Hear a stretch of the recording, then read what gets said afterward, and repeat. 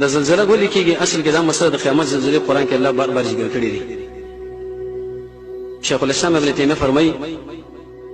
ویو د آخرت زلزلہ الله عز وجل مونږ له یادوي چې ورځ به د آخرت زلزلہ راځي اذا زلزلت الارض زلزالها په دې ټوله دنیا باندې به یو ژړا قراولي الله توجه دویمه وجه دا ده الله عز وجل د خپل قدرت مونږ له ښیي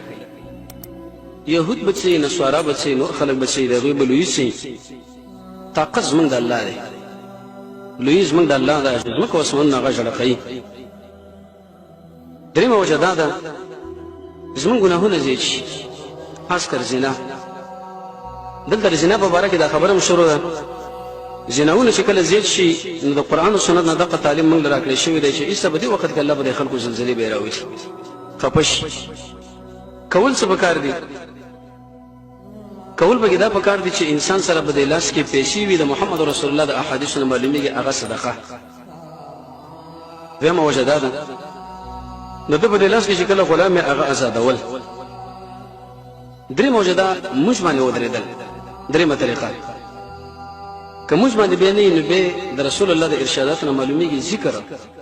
زموږ بل هیڅوک نشي سوا د الله نه د قلاله تسلیمي پکار ده چې رب موږ ډېر کمې زیاتې وکړي کوم د دې څخه الله بل ځای کې مرګري کبل ځای کې سورې رحمان کې څنګه الله دا فرمایي وي که د اسمانو د زمکې د کنارونو وتښتې زمانه وتښتې اخر به چرته ځي هیڅ شرط نه تللی شو